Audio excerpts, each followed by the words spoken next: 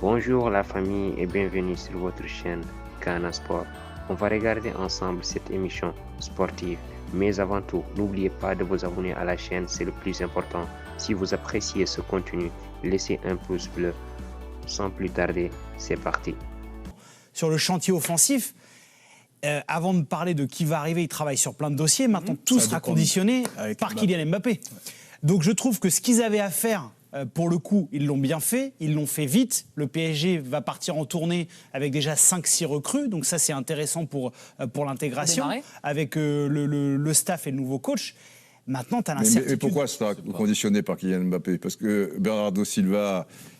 dont la femme cherche un appartement à Paris en ce moment, c'est dans les médias espagnols. C'est différent, Didier. Il faut que Mbappé, même si Mbappé reste, l'avant-centre et l'équivalent de Bernardo Silva, il lui faudra quand même. Mais ça, il travaille là-dessus. Ce que je veux te dire, c'est que... tu dis, c'est conditionné par... parce que si jamais tu perds Mbappé... là, il faudra beaucoup plus. Il faudra beaucoup plus que même Kane et Bernardo Silva. Et que ce serait déjà pas mal. Ce serait déjà pas mal. Le remplacer par ces deux-là. Encore, c'est pas mal.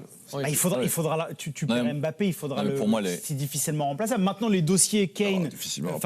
Bernardo Silva, Kane, si tu as ça... Mais ça il bosse déjà dessus, c'est pas conditionné par Mbappé. Non, je sais qu'il bosse dessus, mais c'est pas conditionné par Mbappé, puisque qu'il soit là ou pas là, il bosse dessus. Mais au 31, s'ils ont perdu Mbappé, qu'ils l'ont remplacé par Barcola... Oui, bah oui. Si tu veux, c'est un bon choix.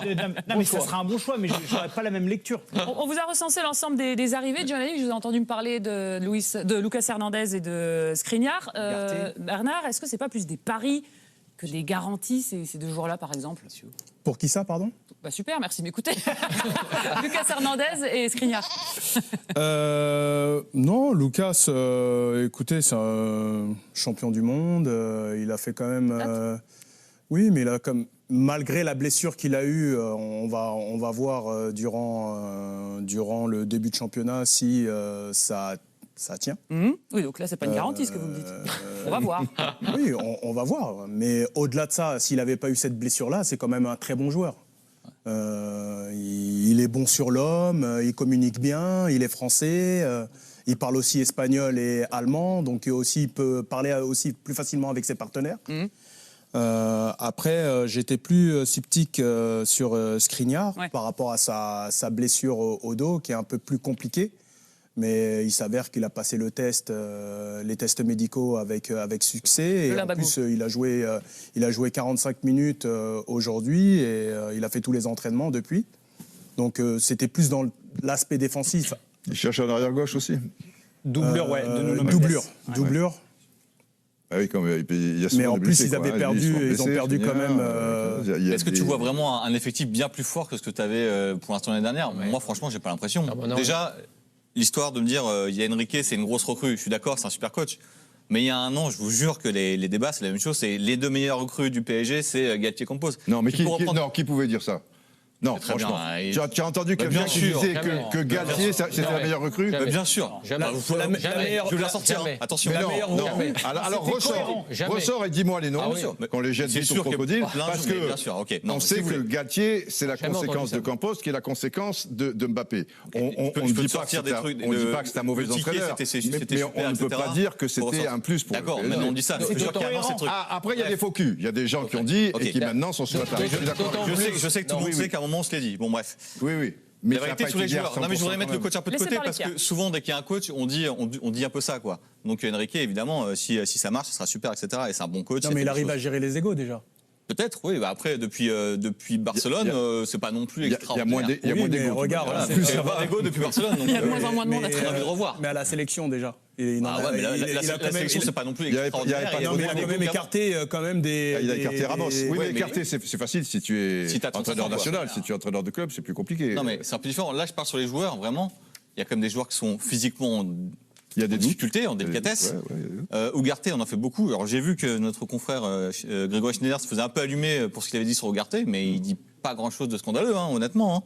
C'est un joueur qu'on a très peu vu jouer, qu'on sait pas. Mais c'est un joueur surpayé, mais. Non, mais bien sûr. Mais sauf que je vois pas ce qu'il apporte aujourd'hui. Tu vois, par exemple, quand City va chercher Rodri, ok, il est à l'Atlético, il est déjà fort, etc. Tu vois ce qu'il va apporter et ce qu'il va devenir. Ugarte, c'est pas du niveau de Rodri quand il est à l'Atlético. Mais c'est des joueurs totalement différents déjà. Oui, d'accord, mais sauf que tu vas chercher du milieu, et je trouve que ton milieu aujourd'hui, c'est ton plus gros chantier à Paris. Alors, avec l'attaque, mais qui est un peu à part, mais je trouve que ton milieu aujourd'hui, tu refais un peu. Enfin, il n'y a pas de profil aujourd'hui. Je me dis, OK, là, ça passe un cap. L'année dernière, qu'on va chercher Ruiz et Soler, c'est pareil. C'est des bons joueurs, ils vont y arriver, etc. C'est dur. Et moi, je trouve que ça manque un peu de caractère, en fait, de joueurs qui ont prouvé beaucoup de choses au milieu de terrain, et il n'y en a pas. Voilà. Moi, je trouve que quand tu vas chercher Vitinha, Ruiz, Soler, etc., c'est un peu pareil que quand tu vas chercher Ugarte. Moi, je suis désolé, il n'y a pas un gap extraordinaire. Alors peut-être qu'Ugarte fera une super saison, et tant mieux. Mais là, sur le papier, tu te dis pas, OK, là, ça change tout, c'est une révolution. C'est pas les mêmes profils avec Lee Kang-in. Non, mais d'accord, mais je parle de milieu de terrain. Mais toi, tu voulais un milieu de terrain plus accompli. Tu veux moi, je veux quelqu'un qui a un peu de vécu, etc. qui apporte. Ce qui me gêne. Lee Kang-in, on en fait beaucoup. Lee Kang-in, c'est une saison à Majorque. À un moment. Moi, ce qui me gêne un peu dans l'histoire de l'inquiétude, vous savez, un mercato, ça se termine le 31 août. Pour ça, à date. Et surtout, il faut bien se rendre compte d'une chose, les Anglais ont encore pas trop dégainé. C'est vrai. Donc dès que ça va commencer à partir en Angleterre, ça va partir dans tous les sens. Notamment au niveau des attaquants, pour l'instant, rien n'a bougé. En gros. Alors peut-être Vlahovic qui pourrait partir du côté du Bayern, mais sinon, ça n'a pas trop bougé. Mais ça veut dire que dès que les mecs vont commencer à sortir les caillasses, parce qu'il va falloir aussi les remplacer, les joueurs qui sont partis en Arabie Saoudite. Parce que les joueurs qui sont partis en Arabie Saoudite, va bien à un moment falloir les remplacer. Ils ne sont pas partis comme ça. Il y a quand même quelques-uns. C'est pas une bonne nouvelle pour Bernardo Silva, parce que Mahrez est parti, tu vois. Exactement. Tout ça peut être aussi des interrogations. Sauf s'il a peut-être un accord tacite avec Guardiola, je ne sais pas. Donc ça veut dire qu'aujourd'hui, le Paris Saint-Germain, ils ont quand même un petit peu de temps pour un petit peu gérer cet effectif. Parce que sinon, sur le fond, je suis d'accord avec toi, milieu de terrain. Oui, mais France disait. Mais les noms ne sont pas clinquants. Oui, mais enfin, je peux. Mais les noms sont. Vous voulez qu'on se projette ? Ça, c'est rien de dire, ça, les noms. Mais sur les noms clinquants, Pierre, moi je veux bien. Je me souviens encore de l'été où ils font Wijnaldum, Messi, Donnarumma. Wijnaldum, c'était super référence. Je suis d'accord avec toi. Le mec a gagné la Champions League avec Liverpool. Il va tout régler à Paris. Ça a été un four intersidéral. Donc, moi, je suis sur Ugarte, c'est trop payé, on est d'accord. Mais on c'est pas trop payé. C'est pas trop payé. C'est qu'on met trop d'attente. On met trop. Mais peut-être que c'est trop payé. Mais encore une fois, c'est pas mon argent, c'est l'argent du PSG. C'est juste l'attente qu'on met sur ce joueur-là, qu'on connaît quand même assez peu. Je trouve que c'est un peu énorme. Non, mais le truc, c'est que milieu avec des références ou non. C'est pour ça que je te dis que l'identité du coach, ça peut compter. C'est aussi un mec qui arrive à fédérer un collectif, et tu as des mecs qui se relèvent quand tu as une structure. Absolument. Pour l'instant, tu n'avais pas de structure à Paris. Et à créer aussi une tactique adaptée, parce que... Il la retire. Alors, je vais vous mettre un deuxième carton jaune. Vous n'avez pas le droit de me retirer ma sonnette. Et là, j'ai bien compté, ça fait un rouge. Je me fais un plaisir de l'envoyer en tôle. Alors, pestouille, toi. Vous n'avez pas le droit de parler. Je vous ai demandé votre avis sur le recrutement à l'heure maintenant, à l'heure H, mais on va peut-être un petit peu savoir l'avancement des dossiers. On en est où du recrutement parisien? Les dernières infos mercato, c'est avec notre journaliste préféré, Loïc Tanzi. Alors, doit-on s'inquiéter pour le mercato du Paris Saint-Germain ?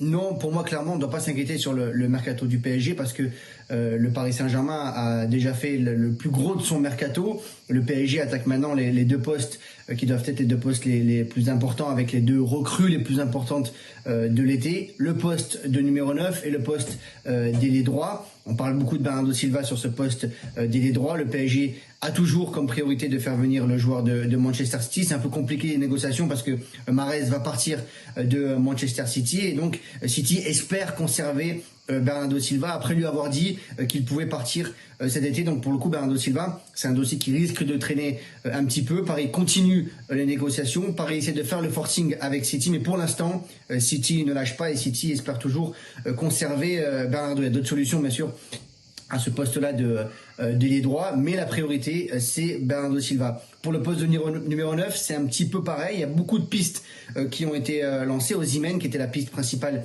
ne l'est plus aujourd'hui. On a beaucoup parlé de Kane, on a beaucoup parlé de Kolo Muani, on a beaucoup parlé de Vlahovic récemment, de Gonzalo Ramos aussi, l'attaquant de Benfica. Mais attention à ne pas avoir une surprise. On parle beaucoup du joueur de l'Atalanta, l'attaquant de l'Atalanta danois, dernièrement du côté du PSG, qui lui pourrait être la surprise et arriver du côté du Paris Saint-Germain. Là aussi il y a beaucoup de pistes. C'est un peu la méthode de Luis Campos aujourd'hui, de lancer des pistes, d'essayer d'avoir plusieurs pistes et d'essayer de choper des joueurs. Donc je suis pas inquiet pour le mercato du PSG parce que le PSG a beaucoup de joueurs qui sont déjà arrivés, peu d'échéances importantes avant le mois de septembre. Donc Paris peut se permettre de faire un mercato un peu plus tardif et de faire venir ces joueurs majeurs en toute fin de mercato.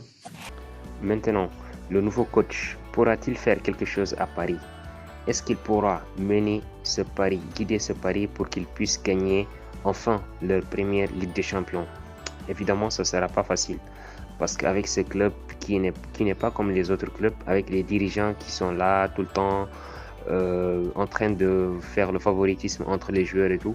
Donc du coup, ça sera un peu compliqué pour l'entraîneur et quel que soit son statut ou sa palmarès, ça sera compliqué pour lui de diriger ce PSG. Maintenant, les dirigeants, ils doivent laisser l'entraîneur faire son travail. Ils doivent lui donner les pouvoirs pour qu'il puisse mener les joueurs et qu'il puisse faire quelque chose. Parce que ce Paris en a besoin de ça. Ils ont besoin d'une personne comme cet entraîneur espagnol qui est très fort et qui a un système de jeu.